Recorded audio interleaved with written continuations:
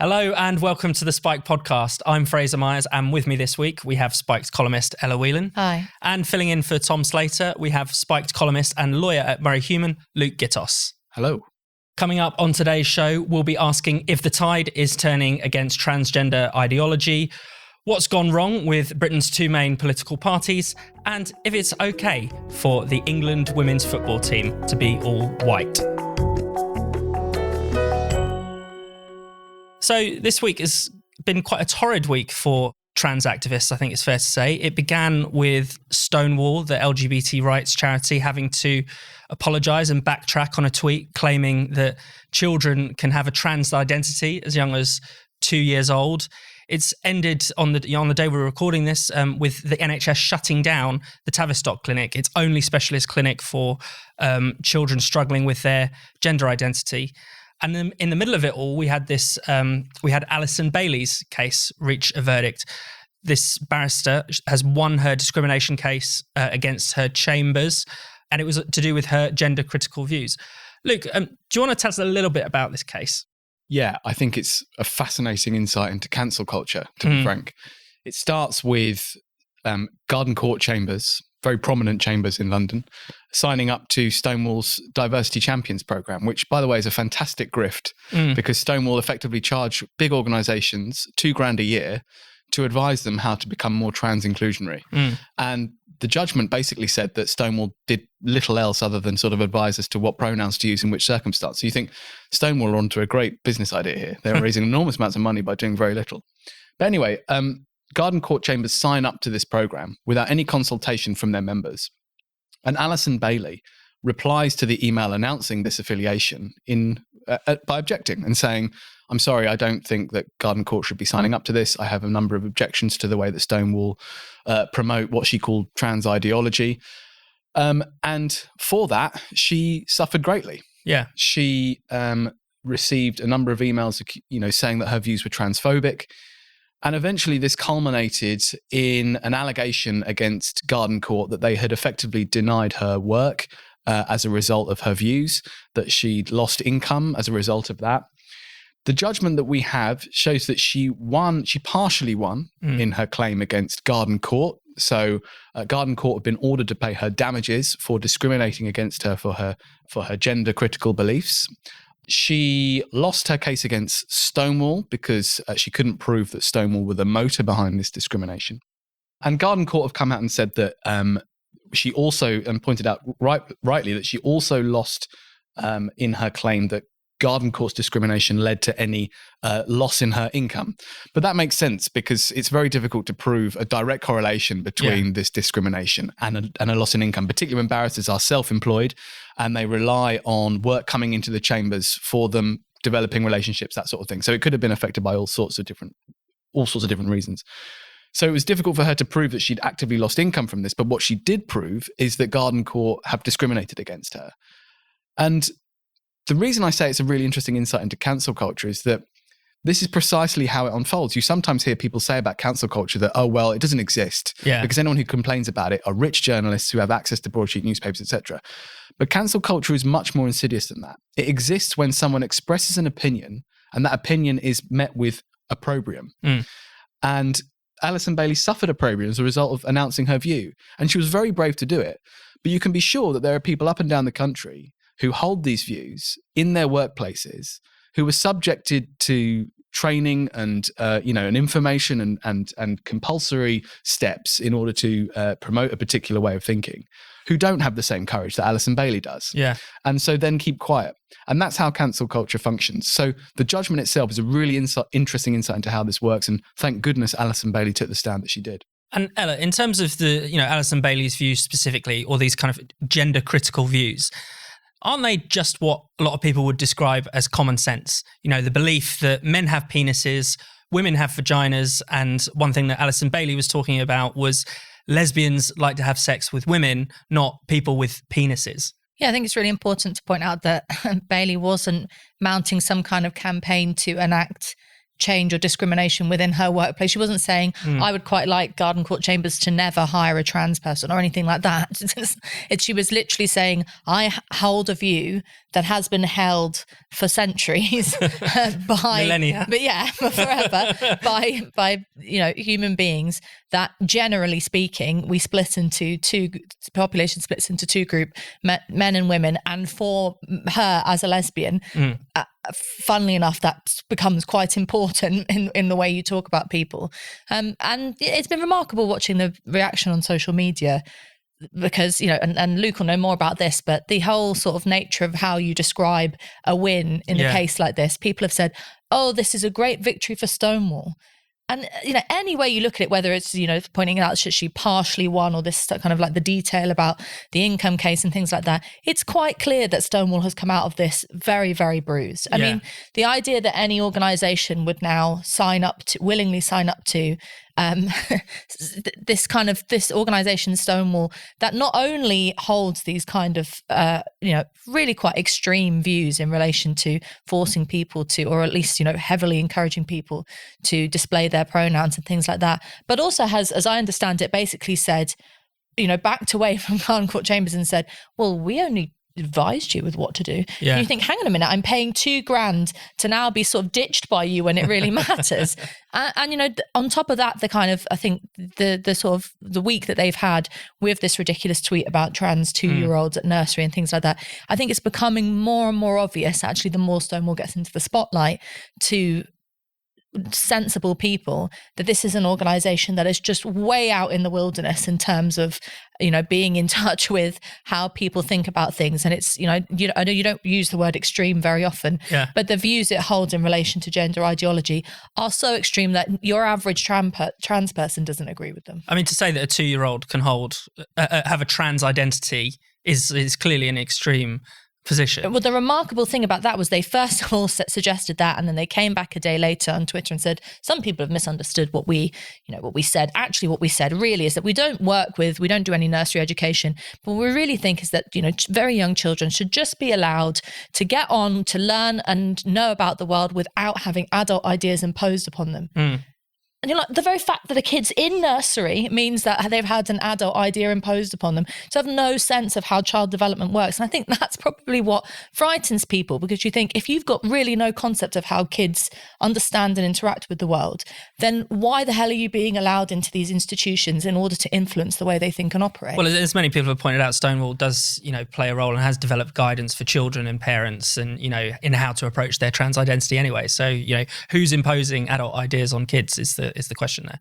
This ties into the Tavistock story really nicely, because what the CAST review, so the independent review into the provision of services for children with gender dysphoria, the way that they described the services offered by the Tavistock is that they were way too affirming. And not just that these children were being treated with no reference to other areas of their healthcare. So, for example, there was no interaction between what the Tavistock were doing and, for example, mental health services or services related to learning difficulties, by way of example. And the result of that was that the CAST review found that a disproportionate number of, for example, autistic children were having interventions into their gender without any reference to any other aspect of their health. These are quite serious interventions involving puberty-blocking drugs and potentially cross-sex hormones and things like that. Exactly right. And so what could be good about the closure of the Tavistock is that they're now anticipating a far more integrated approach to this issue, which I think is the way to go. Yeah, it's good. We're going to have the closure of the Tavistock and the opening of a number of regional centres, which will be far more interactive, will interact with other areas of healthcare. And I think we could look back on Tavistock and think, how did we let this happen? That one particular issue was dealt with almost entirely in isolation from the rest of a child's care. And if you think that is happening with children as young as 2 years old, that is very, very frightening indeed. And Ella, you've spoken to whistleblowers from the Tavistock clinic a few years ago. I mean, what did they say? Back in 2020 for Spiked, I interviewed Marcus and Susan Evans, who are a married couple. Who Marcus is a psychotherapist and was a governor at the Tavistock, and Susan worked as a psychiatric nurse there. And actually, a long time ago, years and years and years ago, particularly Susan, was raising concerns about what was going on at the Tavistock. And Marcus resigned as a result of some of the concerns that he had, basically about kids just being fast-tracked through. And they are both two professionals who, entered their profession with a deep belief in the positives and the potential for therapy, for the idea that you would be able to talk to, particularly a young person, about their dysmorphia, about their dysphoria, and have a kid that comes in and says, I hate the way I look and I want to change it, and be able to, through therapeutic means, talk to them and figure out what actually was really going on. And they said 9 times out of 10 there was something completely different going on, as there often is with kids. They're not straight with you.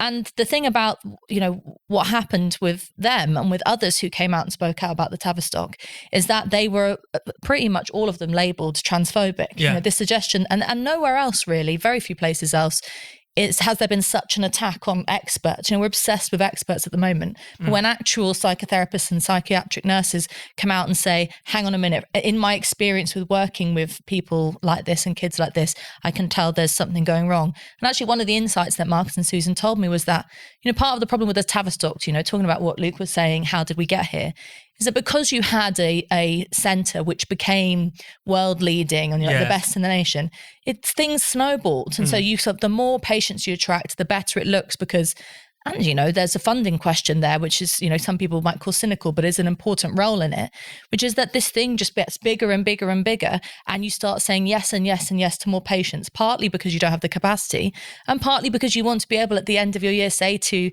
your board, we've treated, X number of thousand kids. We've affirmed all of their genders. And at the end of it, you have a large section of children who, large numbers of children, particularly teenage girls, who have had their lives altered.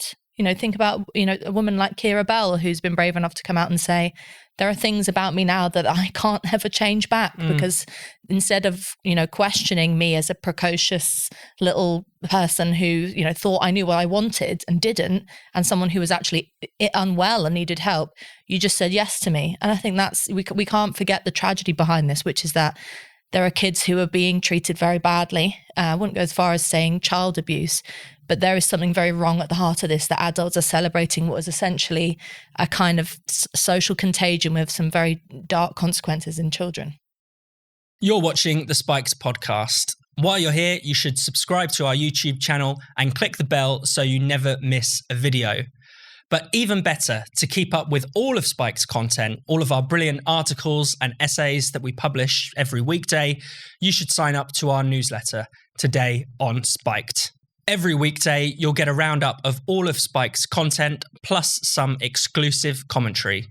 To sign up, just go to spiked-online.com/newsletters and click Today on Spiked. That's spiked-online.com/newsletters and Today on Spiked. Now, back to the Spiked podcast.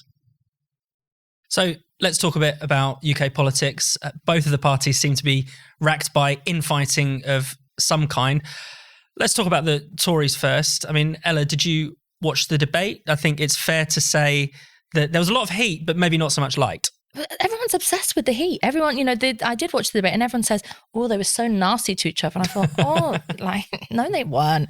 It was incredibly performative. And I've said this before, but I know that tax is important.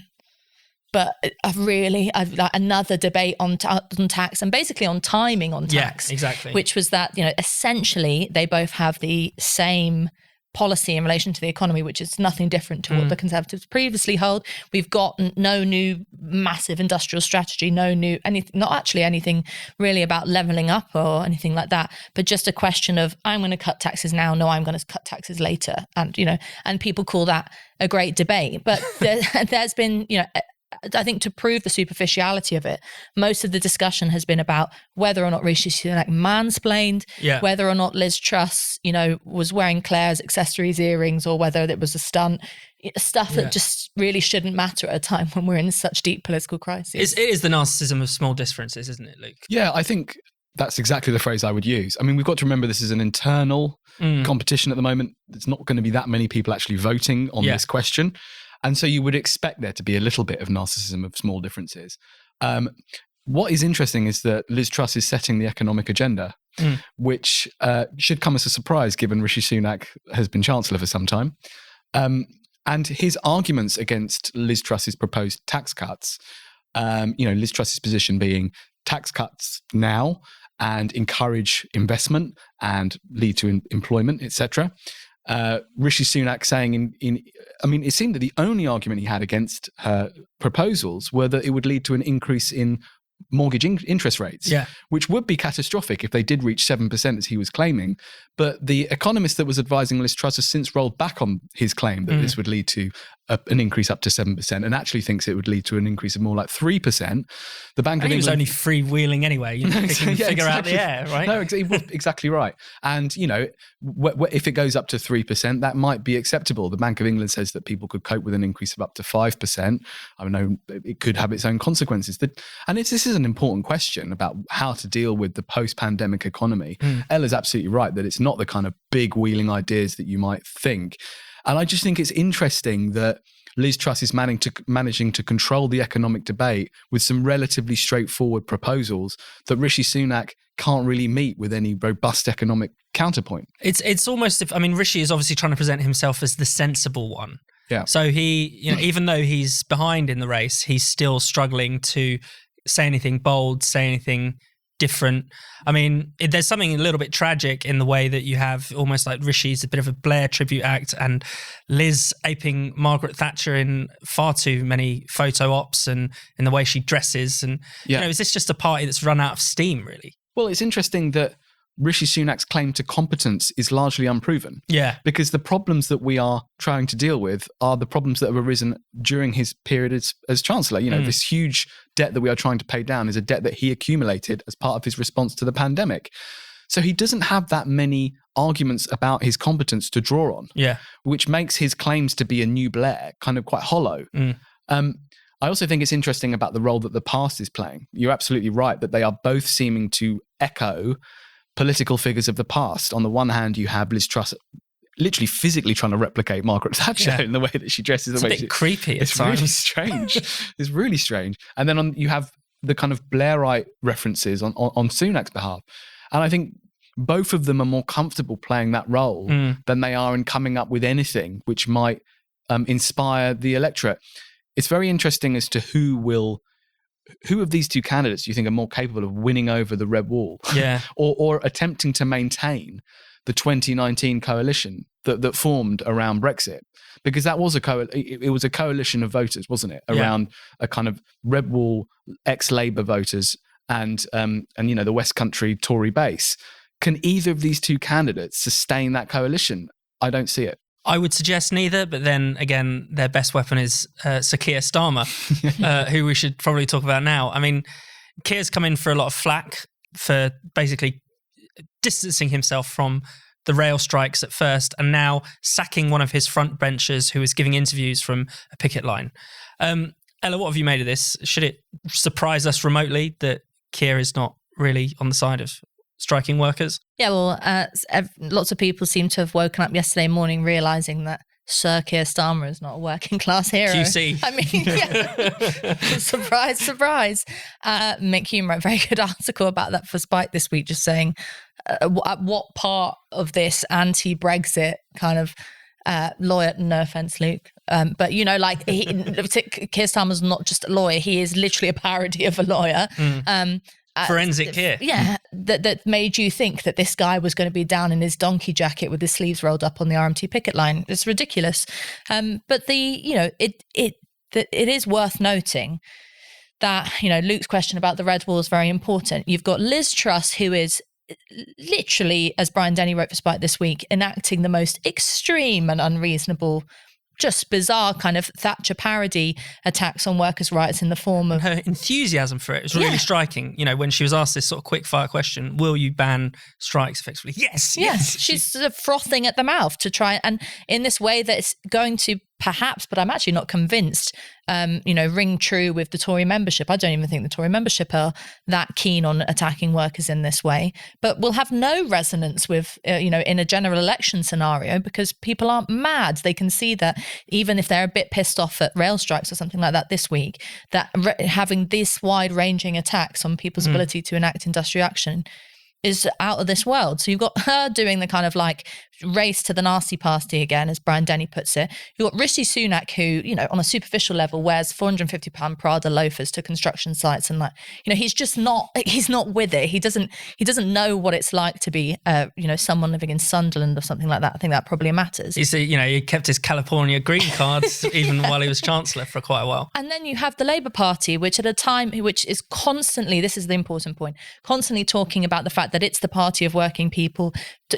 pointing the finger at the Tories of the cost of living crisis, saying, how can you, bleeding heart, how can you really let it be a situation in which people are choosing between heating and eating? And the minute a working class person raises their voice and says, actually, I've got something to say about this, I'm going to fight the situation that I've got, they're nowhere to be seen. And I think that, the idea that the Labour Party has anything to do with Labour is a fallacy. We've been saying this for 20 years or more, that it has never been. And I think the culmination of the Labour Party in a figure like Keir Starmer just proves how wrong any of us have ever been to think that it had any potential for working class change. And if it takes an internal spat over some of its MPs going on picket lines, then so be it. Look, I mean, just thinking about the left quickly, they're all having a go at Keir for not supporting the strikes, but they were just as complicit in everything Keir Starmer was trying to do in relation to Brexit, in relation to overturning the votes of millions of working class people. Who do they think they are? Yeah, I agree. I was listening to the radio this morning and a certain centrist DJ was referring to the left of the Labour Party as an irrelevance. And I think that is the calculation that Keir Starmer has made, that effectively he can sideline the big numbers in the Labour membership who are of the left.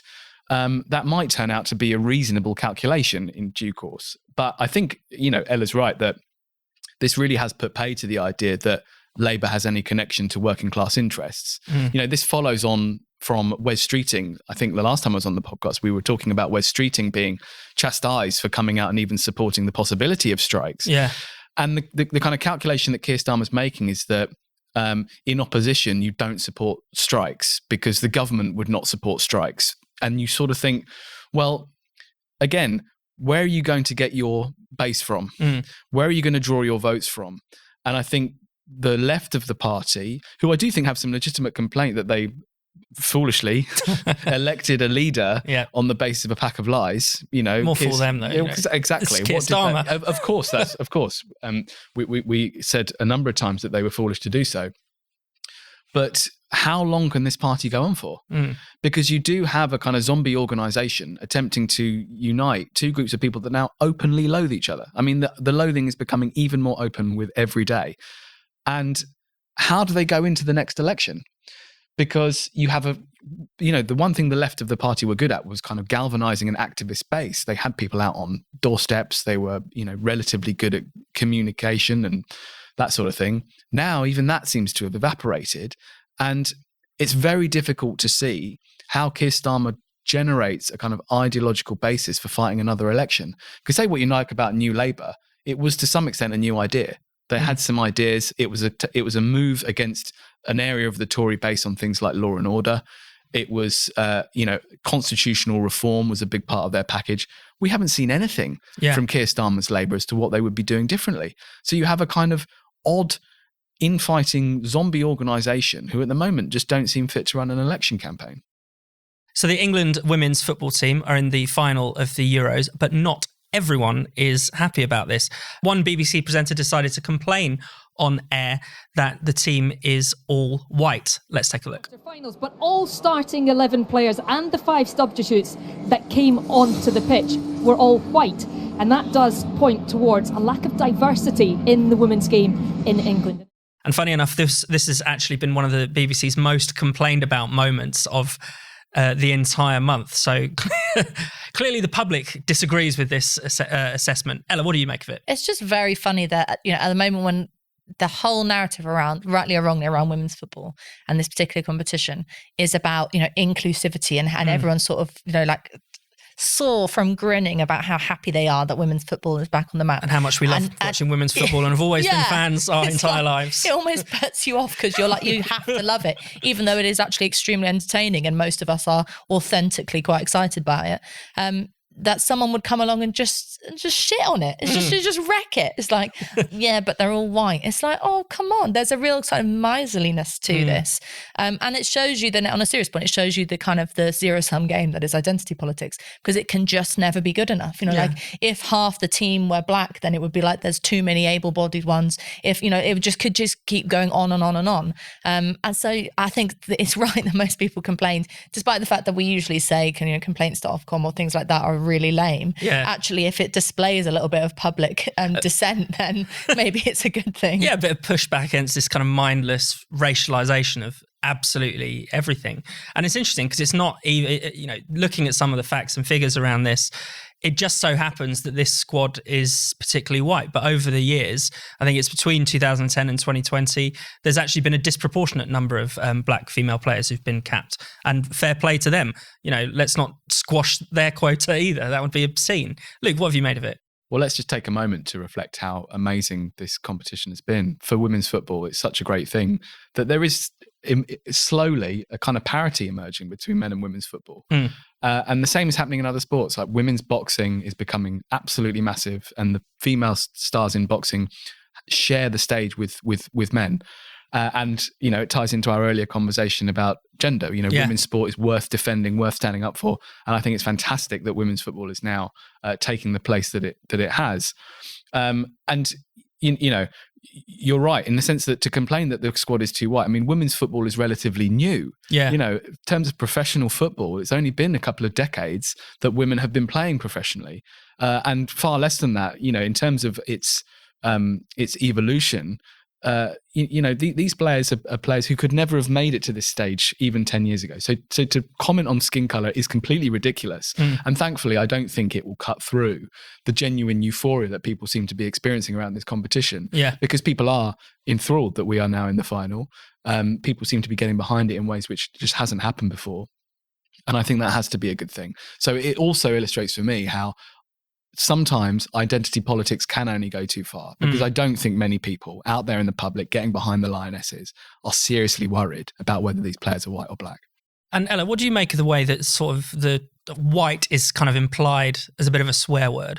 Because, no one on the BBC had to fill in the blanks and say, and this is a bad thing. It's just, you just kind of know that it's bad. It leads to the ridiculous situations and conversations you see on social media where people then start talking about white racism or where people start saying white fragility. Yeah, and there's the whites are being attacked, but that's what happens when you have this kind of level of discourse around identity politics, is that people take things that, as Luke said, don't matter and shouldn't matter, and create a kind of politics around them. Like Jon Snow talking about the crowd of protesters, the pro-Brexit protesters, being so white, as if it's like that's terrible. Yeah. And you do just think, well, actually, the reality behind this, with the Jon Snow thing, probably less so with the Lionesses thing, is that most of the time what people mean is it's so working class.